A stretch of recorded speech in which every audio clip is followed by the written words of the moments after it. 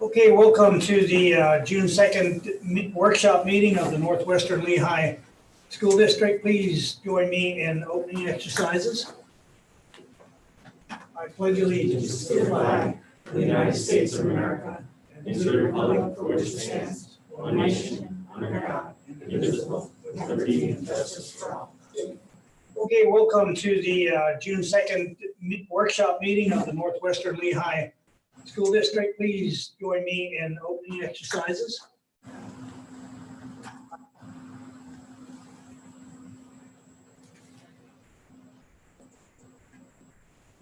Thank you. Please be seated. Stacy, would you please call the roll? Sure. John Cassiano.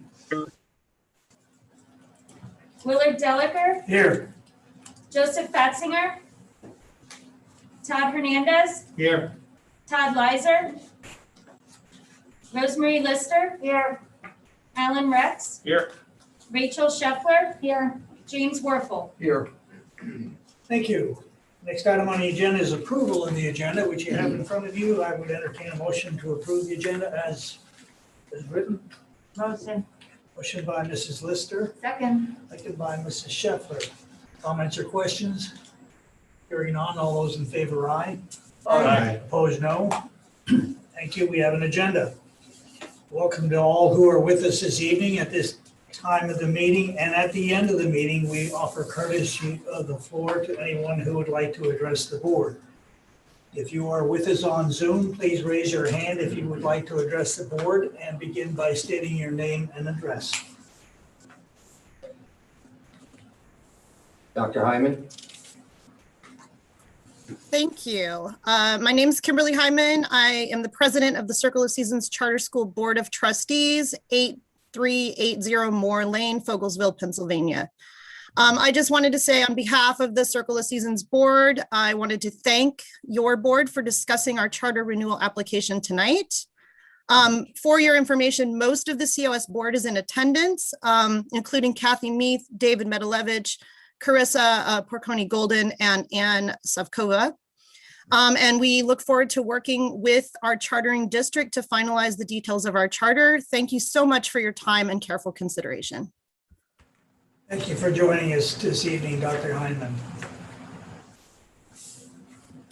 Ms. Sager. Hi, good evening. I'm Alison Sage from Circle of Seasons Charter School, 8380 Moore Lane in Fogelsville. I just wanted to thank the administration at Northwestern Lehigh for going through all of the paperwork we submitted, doing a thorough review, for speaking with our families. Also for the site visit, we enjoyed hosting the administrative team.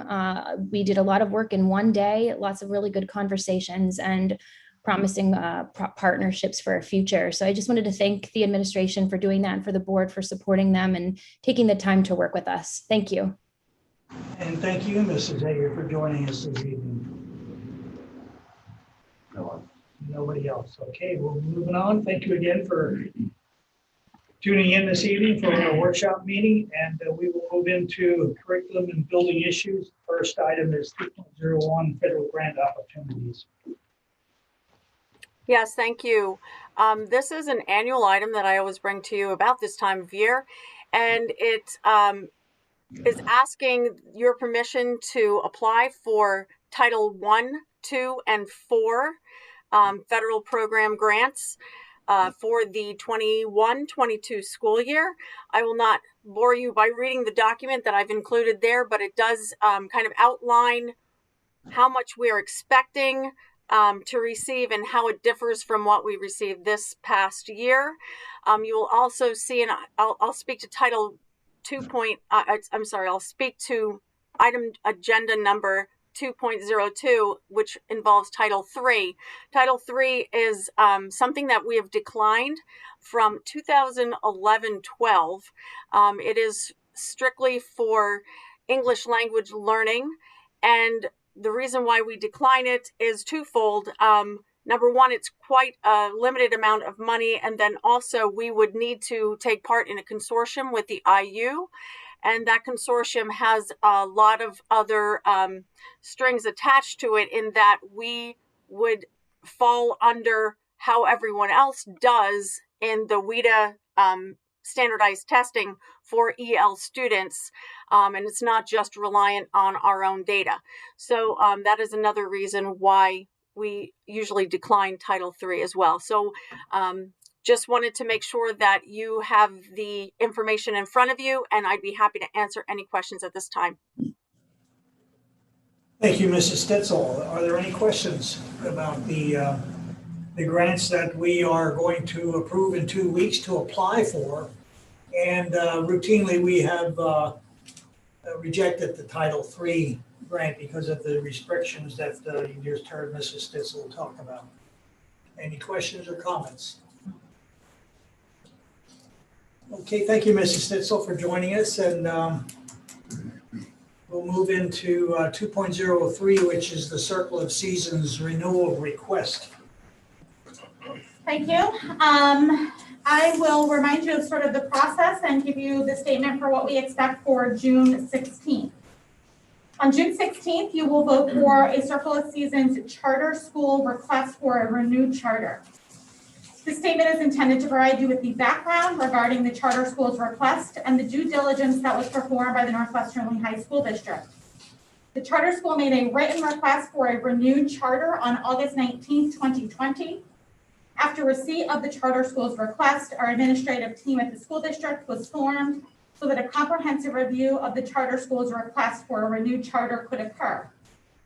This team consisted of the following individuals: Dr. Troy Sisnovic, Assistant Superintendent, Mrs. Leslie Frisbee, Business Administrator, Mrs. Luann Matika, Director of Human Resources, Mrs. Andrea Edmonds, Director of Student Services, Mrs. Leanne Stitzel, Director of Curriculum and Instruction, and myself as Superintendent. The administrative team review involved around the criteria as set forth in the charter school law about whether a school board may choose to renew or not renew a charter. More specifically, the administrative team looked at several factors, which I will read through. Were there one or more material violations of the conditions, standards, procedures contained within the existing charter? Did the charter school fail to meet any requirements for student performance that are set forth in Chapter 22, Chapter 5 that is related to curriculum? Did the charter school fail to meet generally accepted standards of fiscal management or audit requirements? Have they violated any provisions of the charter school law? Have they violated any provisions of the law for charter schools, including federal laws relating to and governing students with disabilities? Have they been convicted of fraud? As part of the administrative team's review are detailed questions with a review and a request for supporting documents that was sent to Circle of Seasons on September 9th, 2020. The charter school responded not only by answering the questions, but also sending thousands of pages of documents that were reviewed by our administrative team. Additionally, the administrative team also conducted an on-site visit at the charter school on April 16th, 2021. As part of this on-site visit, Mrs. Matika was also able to conduct her on-site annual audit of human resources related documents. Additionally, administrative team members were also able to interview employees of the charter school, which included interviews of Mrs. Alison Sage, who you heard earlier tonight, principal and CEO of the charter school, Mrs. Pia Housel, who is the Director of Student Support Services, Mr. Jay Locke, who is their Director of Plant Operations, Mr. Dennis Nappy, who is a special education teacher, Ms. Taryn Kopriva, I think I said that right, ELL teacher, Ms. Keely Ostfeld, who is their MTSS coordinator, Ms. Jen Sherman, who is assistant principal and pedagogical lead, Dr. Kim Hyman, who you heard from earlier and is their board president, Mrs. Kimberly McFarland, who is their administrative coordinator, and Mrs. Nancy Scott in their business office clerk. During the on-site visit, a grade 6 mathematics class was observed, as well as grade 2 reading language arts classes. Parents of kindergartners, 6th graders, and special education students were subsequently interviewed. As the process for obtaining information from the on-site visit, after reviewing the documents, the responses sent by Circle of Seasons, after interviewing parents of Circle of Seasons charter school students, it is the administration's recommendation to renew the charter for Circle of Seasons Charter School. In closing, I would like to thank members of our Northwestern Lehigh administrative team for their diligence in reviewing the charter school's request for a renewed charter. Each administrative team member spent many hours reviewing their respective topics so as to ensure that the school district's oversight obligations as dictated by the charter school law were fulfilled. Some of us are here this evening. We will certainly take any questions, but our proposal would be the recommendation for a renewal, and that we would work with council on our behalf as well as Circle of Seasons behalf to negotiate and have for you, hopefully by June 16th, a renewed charter document for you to review and approve. If you have any questions or discussion, we will certainly take them. What's the duration of the renewal? They requested a five-year renewal. And that's what's being recommended. It is. And this is what, third time we renewed? First one, I believe, was a 3-year, then it was a 5-year and a 5-year.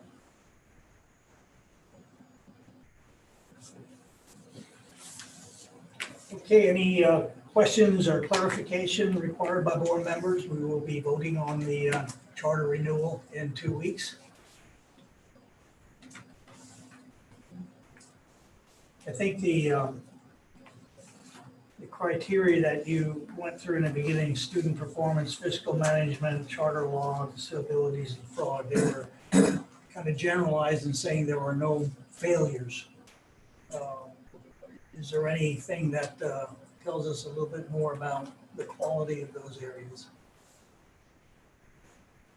Certainly, all of our administrative team in each of their respective areas had good conversations that Mrs. Sager talked about earlier when we did the on-site visit that went through a variety of different documents. And certainly if there were good highlights, I think both of the ladies that spoke earlier tonight can attest to several areas that I pointed out to them that I believe were positive areas that they should seek to continue, as well as, any recommendations that we had as we are their partnering district and their chartering district. We have always ventured to have a relationship with them that we will help where we can. I don't, and we've said this many times before, I don't want to manage or be an administrator at Circle of Seasons. That's not my job. I do have a vested interest in making sure that the school is successful, because we have a vested interest in the students that attend there and that they're being successful and that they like coming to school and that they like the school they attend, and the school they attend is providing them the education that they need and they deserve and they're entitled to. So this is the 8th year, and I think we graduated or moved on a couple of our students from their 8th grade to other institutions. Back here. I believe last year was the first year that students would have left their 8th grade and acclimated either into their home schools or into private options out of their first 8th grade class, yes. Okay. And it appears that this time, this renewal, information was a lot more forthcoming than it has been in the past in attempting to ensure our responsibilities for the charter that is in question here, that all of the items in the charter are being followed. I think we've had some difficulties in the past, but it appears this time it went a little smoother. So I'm not asking a comment on that. That's just an observation. Are there any other comments or questions from the board about the charter renewal?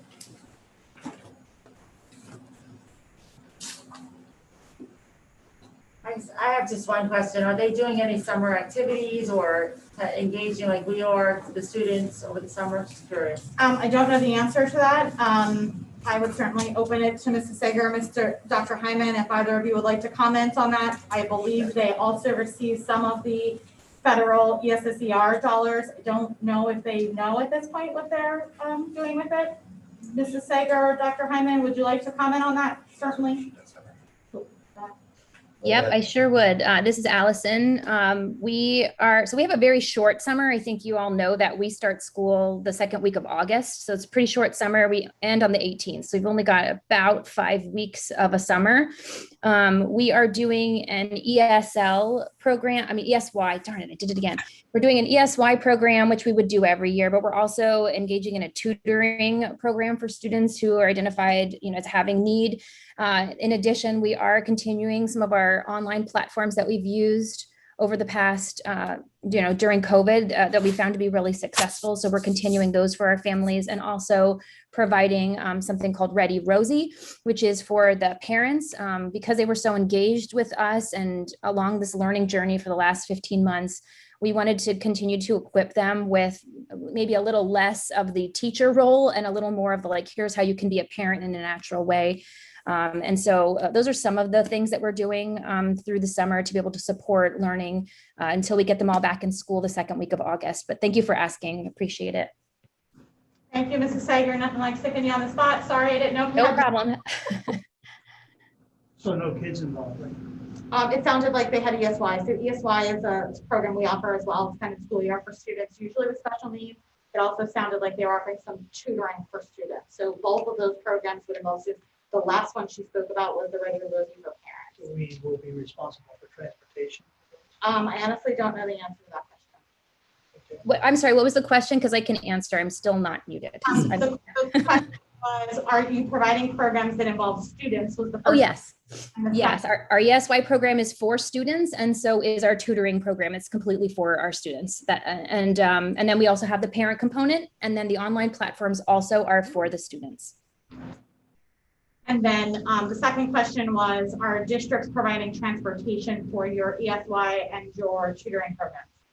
Yes, districts are providing, the ones who bus are providing transportation. I believe that's, I don't know if it's in some cases it's the district, some cases we use a private bus transportation and we pay for it. So yes, there are children who are being bused and transported. There are also some students who will be engaging in more of an online ESY program because their families prefer it. But for the most part, they'll be in person. Okay. Any other questions? Good question. Okay, hearing none, then we will address this once again in 2 weeks from now. If there are any questions that come up between now and then, please phone it in to Mrs. Holman so that we can be prepared to answer that question in 2 weeks. Yeah, and I will try our best. I mean, there's a short turnaround now between now and what would be, I think, July to June 12th. So we hope to have the final version of the charter renewal for the 12th, which is the Friday before your 16th. So you have an opportune time to look at it. But we will start the process between solicitor for Circle of Seasons as well as ourselves negotiating the charter document, which essentially is the document you will approve on the 16th. Okay, moving on to policy. We do have 3 policies up for second reading. We will take action on in 2 weeks. Dr. Sisnovic, have there been any inputs about those 3 policies? No, there hasn't. Okay, so they will still be available for viewing up until the 14th, when we will take action. Under operations, food service management company agreement, we will be discussing that and taking action also in 2 weeks. And I'll take that, Mr. Gallagher. Thank you. We would like to recommend the nutrition group to provide food service management services for the next school year. This recommendation comes after completing a comprehensive RFP process that is very much prescribed by the Division of Food and Nutrition from the state. The process began in January when we issued the RFP. We had 5 separate companies submit proposals to the district. An evaluation team comprised of Mrs. Lister, Mrs. Frisbee, Mr. Oakes, Mrs. Bonnick, and myself evaluated each proposal on cost, service capability, experience, business practices, student, parent involvement, among many other pieces of criteria. We narrowed the field down to the top 3, where we invited them to complete a taste test for students here at the middle school. The students that took part in the taste test represented students all the way down from 3rd grade up through next year seniors. We then completed school visits for the top 2 companies where we observed their operations, met with some of their employees, met with the district business managers, as well as interviewed students at those respective schools. So after careful consideration, the evaluation team believes this nutrition group is best positioned to meet our needs moving into the future. Currently, the process stands with the Division of Food and Nutrition. As I mentioned, this is a very prescriptive process. And part of that process is that we need to submit the anticipated contract, all the documentation and proof of our process to them for review.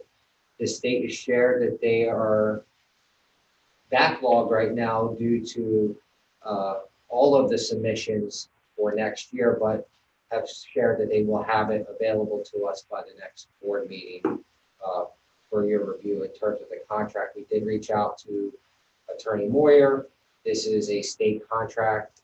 This is not something that will have flexibility in terms of the terms agreement on, and she was comfortable with that contract as it stood. In essence, the nutrition group's contract, though, is projecting the district to realize approximately a $13,000 profit in the first year of operation.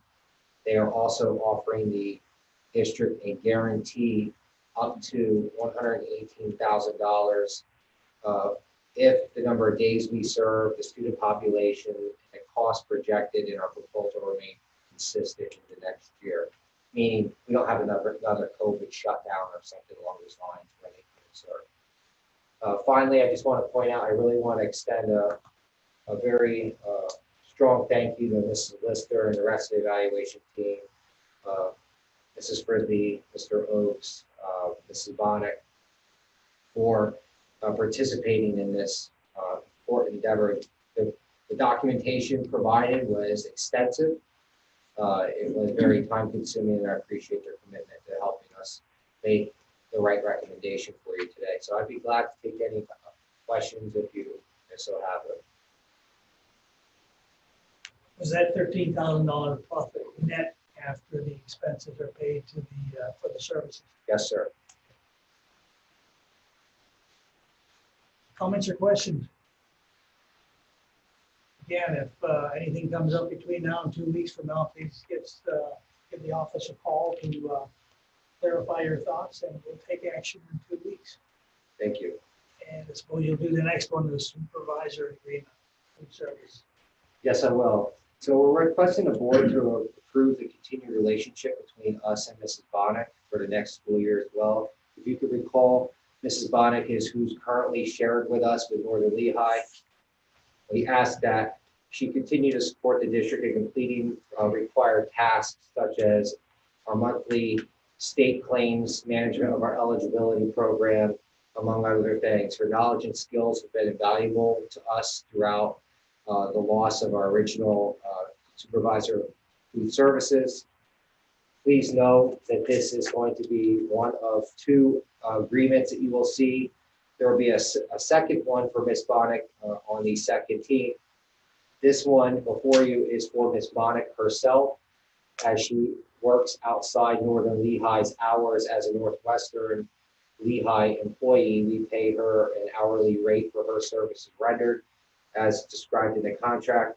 The other contract, which you will see come before you next June on the 16th, will be the agreement between us and Northern Lehigh. There are occasions where Northern Lehigh, we need to borrow Mrs. Bonnick during Northern Lehigh hours, at which time we reimburse Northern Lehigh.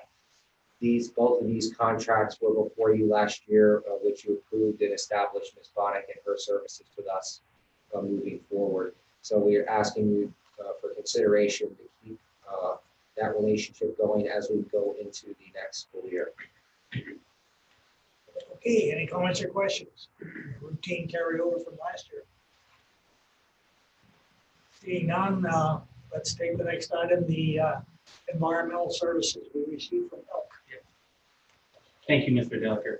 This is a retroactive agreement for Elk Environmental Services. We had a mercury spill in one of our high school science labs that we had to clean up. Fortunately, it was contained and nobody was at risk for injury or exposure. we closed off the room and got it cleaned up swiftly. So this is just a retroactive approval that Ms. Holman signed to make it happen. Any questions on it? It does not have a fee. It has a fee schedule, but we don't have the final bill yet of what it actually costs. Still have any Mercury in the buildings? Well, we didn't know we had this, so hopefully not. Hopefully not.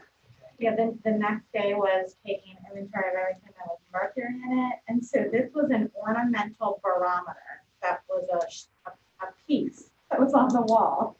It was not something that was actually used by students. As all of those we have since removed long ago, which is what I thought was the procedure.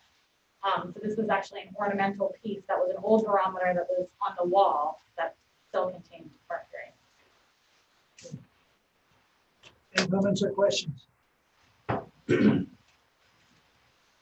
none, let's move into district finances.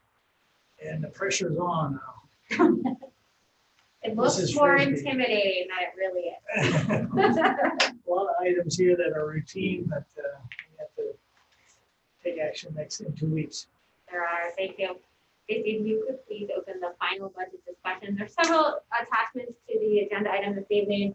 One is simply the presentation. The second is a one-page overview sheet that we typically do, which is really just those bullet talking points about the final budget. The third is the PDE 2028. That is the official document that you will board approve on the 16th. That has to be submitted to the state. And then the final document attached there is the final budget book.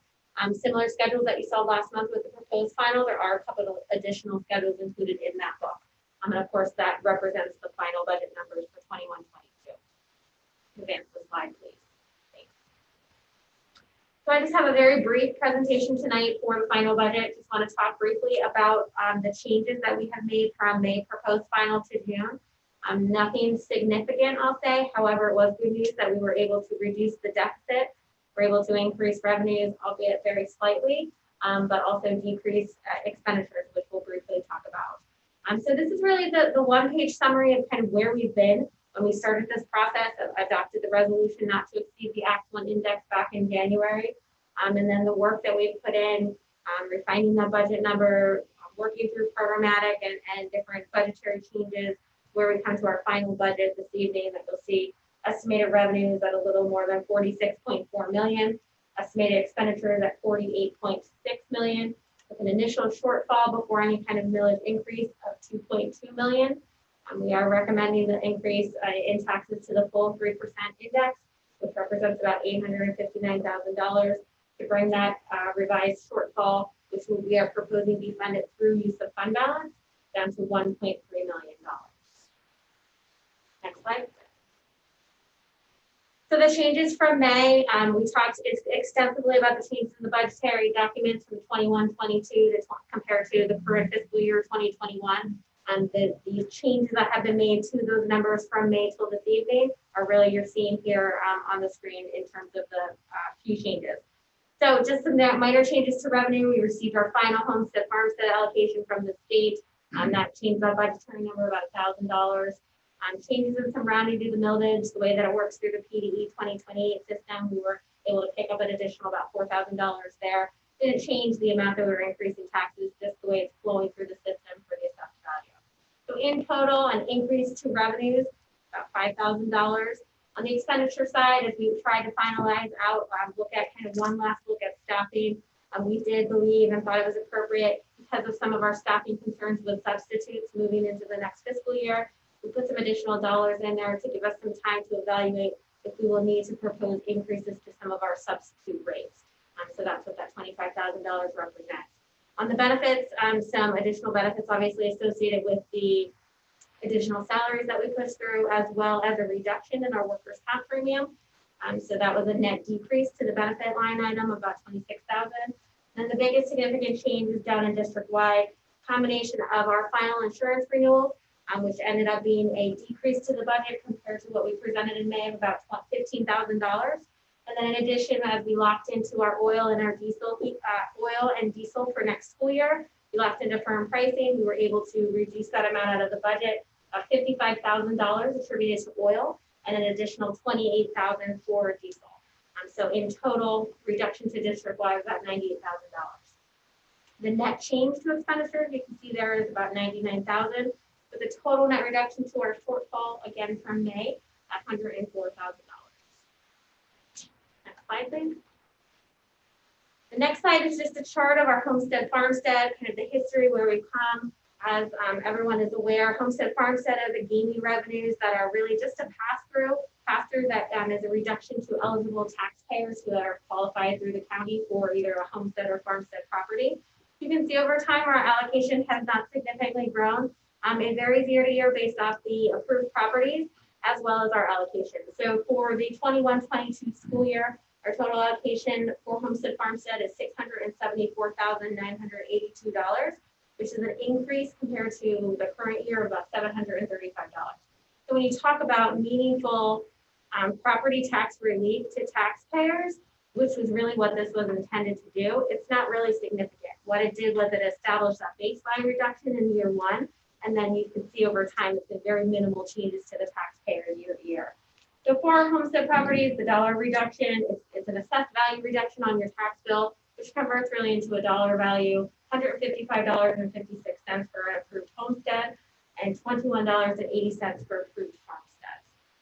And later in the agenda, you will see the formal resolution that the board needs to adopt on the 16th, just to basically certify those amounts and allocate those funds. Leslie, why would the number of properties be decreasing?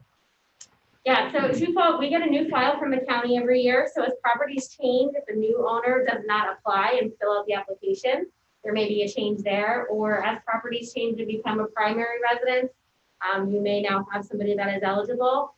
Also, we go through and we look at the value. So any significant assessed value changes, there's a threshold that obviously, if their tax bill is not significant enough, they don't receive the reduction. So there is some fluctuation year to year, but primarily that's driven by the county assessment office. We get a file from them annually. Thank you. Sure. Next slide. Thank you. This is just a recap then again of the final budget, what we're looking at proposing and for that budget adoption on the 16th. Our total revenue, you can see up there, total operating expenditures. Our initial operating shortfall before tax increase is at $2,208,626. The tax increase of 0.5165 mils, which represents a 3% increase to our millage rate, increases our total millage rate to 17.736 mils. I'm generating about generating $859,000 of new tax revenue. And then the remaining shortfall to be funded through use of fund balance so that we have a balanced budget.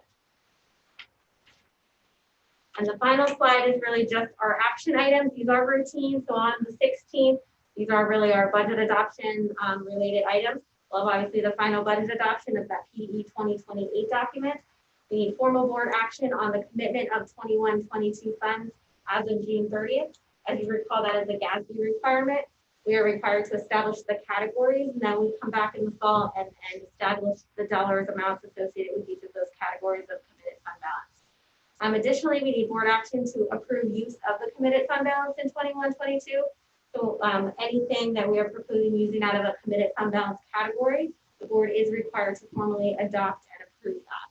And then finally, the homestead farmstead resolution, again, as part of the budgetary process. So those are the action items that you will see as we move into June. And then actually the next several items on the finance committee agenda, Bill, if you'd like me to continue going through those. Yep, some of those relate to what we just talked about. So item 5, I guess before I move on, any questions on the final budget numbers? Okay. 502 is really that formal board action for use of committed fund balance. You can see there is an attachment there also included in the budget book that just shows our proposed use of fund balance. So we start at the top with that $2.2 million shortfall. You can see the different categories that we are proposing using. And then at the end, the $859,000 tax increase to really balance the budget and have a zero remaining shortfall left. 503 is the general fund balance resolution. That's to establish the committed fund balance categories. We have to do that as of June 30th, 2021. Again, this is the item that we'll come back to in the fall when the audit is finalized to assign those ending balances of those amounts. 504 is the resolution for the Homestead farmstead, basically the summary slide that was presented. This is just all of the formal language in terms of the assessed value reductions, the dollar reductions, and the total allocation from the state.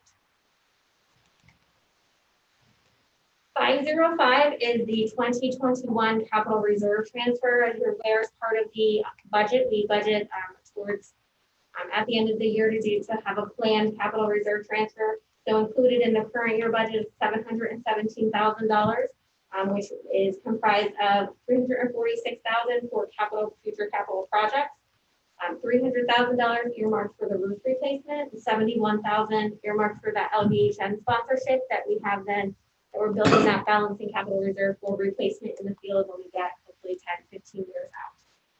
So that, again, that is included in the current budget. This is a routine item and we are proposing this transfer. We do need formal board action to transfer those funds from the general fund to capital reserve. Item 506, as we talk about, how we ended the 21-22 school year, our expected budget variances, I wanted to bring and talk with the board, see if there was any desire to send an additional capital reserve transfer. So this would be in addition to that $717,000. So really it's twofold. Your choice would be to either let excess budgetary dollars just flow into fund balance, and they obviously would be housed and then put in committed or assigned or unrestricted or unassigned. Or you could choose to make an additional transfer to capital reserve to really earmark those funds specifically for future projects or for future capital needs. And so based off of the projections and the estimated variances that we provided back in May, and I did a couple updates to those as we move 1 month closer. I am projecting a projected increase to fund balance of about $472,000. And so my recommendation would be for the board to decide up to, I'd say maybe 400, 450,000 if you would wish to make that additional transfer to capital reserve. You don't have to.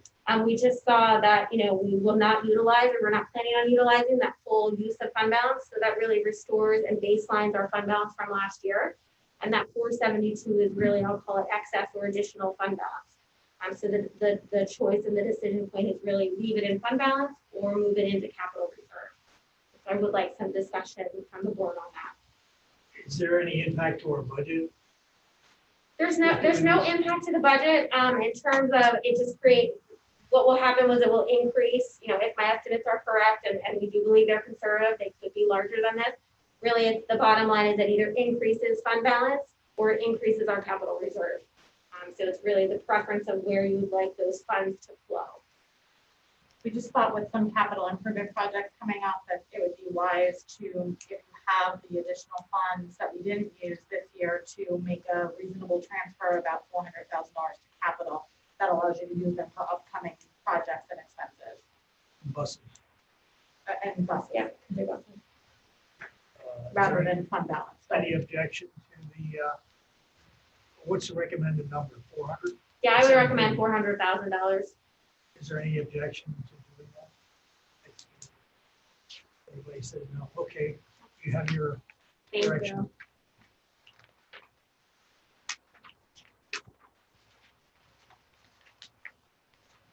Is that going to appear in 2 weeks as a action item? It will. Probably what I'll do is add it to the above item. So it'll be 717 plus another 400. I'll show the detail of that transaction. Just so we have that in the record and in the minutes, but we'll do it as one transfer into capital reserve. The next item, 507, are the 21-22 district depositories. This is a routine item. We are required by school code to formally approve the different banking relationships that the district utilizes. You can see there, New Chipotle Bank is our primary depository.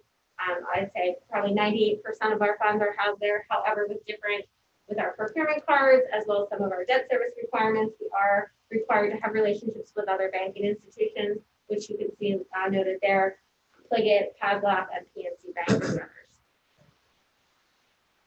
508 is our annual investment report. It's not looking very rosy as we look at the investment report and the interest rates. I had a conversation with New Chipotle Bank, more of just confirmation of kind of what I thought for what that forecast looks like for the next year. So at this point in time, we have 3 remaining CDs.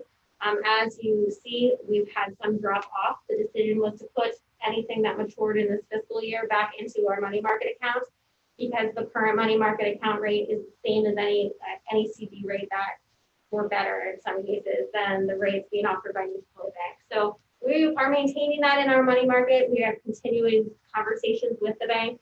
If we have the opportunity to take advantage of tying some money up for a bigger interest rate or a more significant interest rate, that's something that we will do.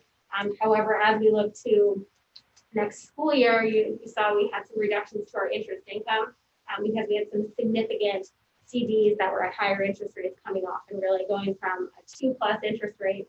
Now we're getting like 0.4 on those accounts. So these are the 3 remaining, and I don't anticipate any pending transactions, at least in the near future. The next set of items are either routine or new agreements that we'll go through. 509 is the Carbon Lehigh Intermediate Unit Overdrive Agreement. This is a routine item. This particular one gives us access to download school library resources. We participated in this in the past to find, I think our building students find value in this service. The next item, 510, is also through the IU, the Discovery Education Streaming Agreement. It's also routine. We participated in this for several years. This is, again, an agreement for the next school year. 511 is the Moravian College Dual Enrollment Agreement. Also routine, periodically throughout the year as our contract cycle, we bring these dual enrollment agreements with you. It's our agreement with that university to allow us to offer those dual enrollment courses to our students at the high school. And that is at no cost to the district. Leslie, the 2 items before, the 509 and 510, those agreements that we have with the IU, is there any report that shows usage, how those are used by our teachers for the amount of money that we're paying for those services? I don't know the answer to that. I'm sure there's something. We can look to see if it's worth. I believe Mrs. Schnitzel was asking about the Overdrive one. Mrs. Schnitzel, is that correct? Yes, I do have checkouts for the Overdrive system, and this is not just for teachers. This is actually for students to use as well. There were over 1,500 checkouts in Overdrive this school year, and over the last 2 years, there have been almost 3,500 checkouts of books.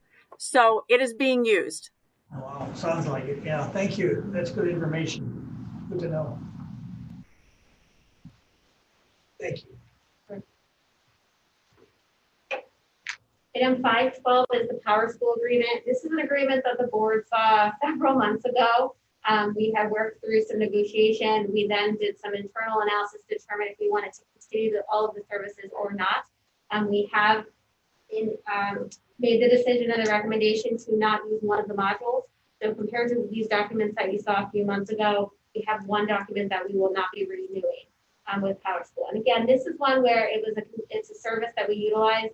The company was bought out by PowerSchool, so it's not, this new agreement was necessary because of the change in vendor, not necessarily the change in the software. 513 is the Sapphire agreement for a 1-year extension on our Sapphire agreement. This is our student management student information system. So this is also something that's routine. Dr. Novak, I don't know if you want to add anything to that. Only thing I'll add is that we are continuing the process of evaluation of a new student information system. So our current projected timeline for this project is to do an evaluation come this fall, involving multiple stakeholder groups, come forward with a recommendation for the end of the calendar year. And if a new student information system is decided upon, we run it concurrently from January to the end of June, then transfer it over in July. We'll keep you updated as we progress with this project, but this agreement will be needed at a minimum of next year. So PowerSchool isn't any student records. PowerSchool started out as a company, as a student information system. They got very large very quickly and started to acquire multiple other student information systems to eliminate their competition, in addition to starting to acquire other companies to align them in like a PowerSchool umbrella to integrate everything in with their systems, as well as expand beyond just student information systems. Like now they have Talent Ed and some other companies. So PowerSchool is a conglomerate at this point that owns a number of different types of software. But I think as it pertains to the agenda item that we're approving, that is only for the talent ed piece, which is used by human resources for the interview and employment process. Okay, we're not doubling up on anything. Correct. Yeah, this contract right now does not have anything to do with student management. Thank you. 5.14 is behavioral health associates. This is a routine agreement this is a out of district placement for some special ed services, also routine. One additional thing that we have done with DHA over the years is they've offered, I'll say a discounted payment program that we've taken advantage of, where if we agree on certain payment cycles and we receive some discounted fees, because we know that we have students there on an annual rolling basis.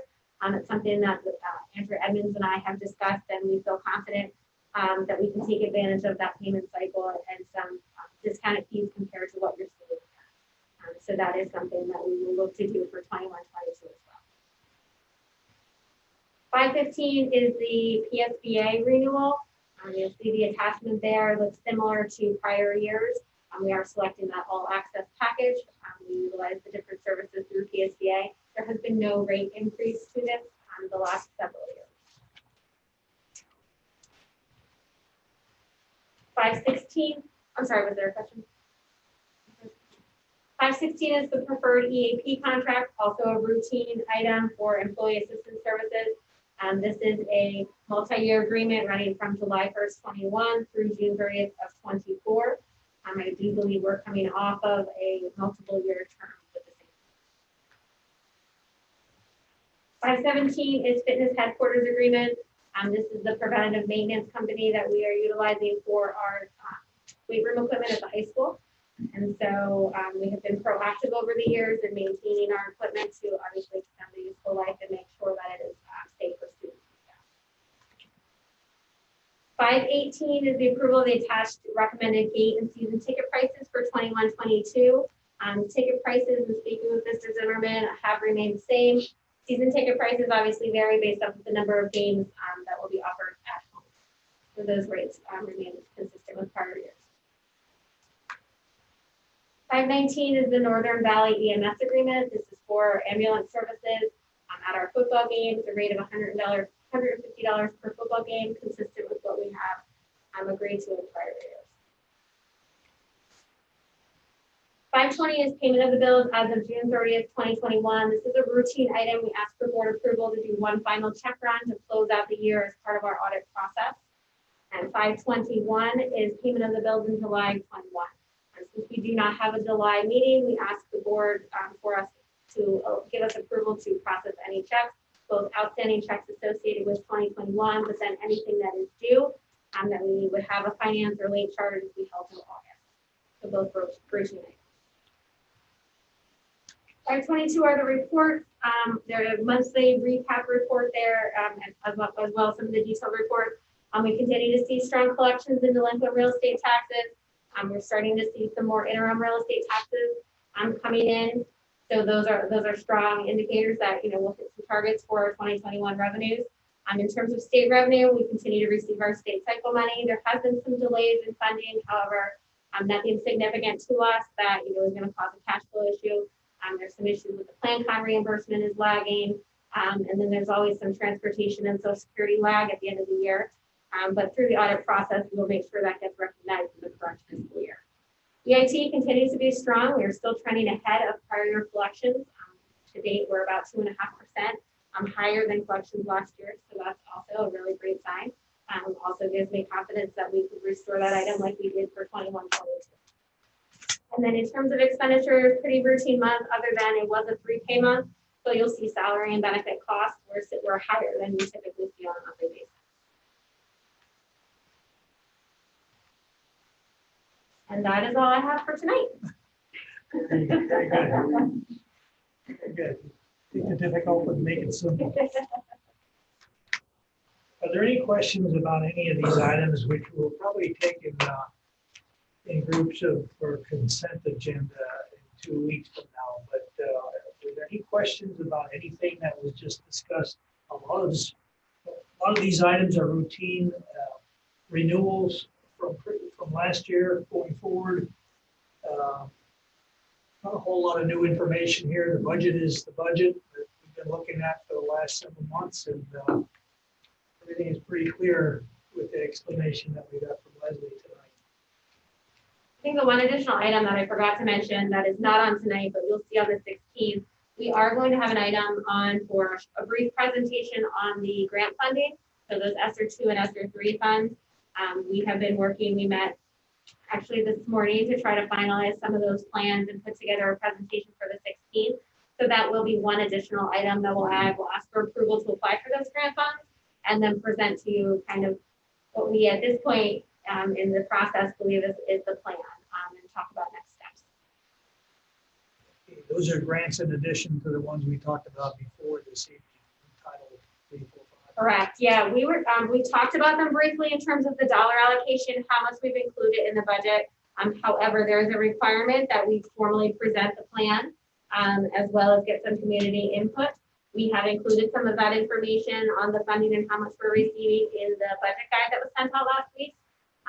We also intend to, we're talking about maybe a community survey to engage and get some feedback there. And then obviously that to present our plan. As you recall, this is multiple year funding that will span over several fiscal years.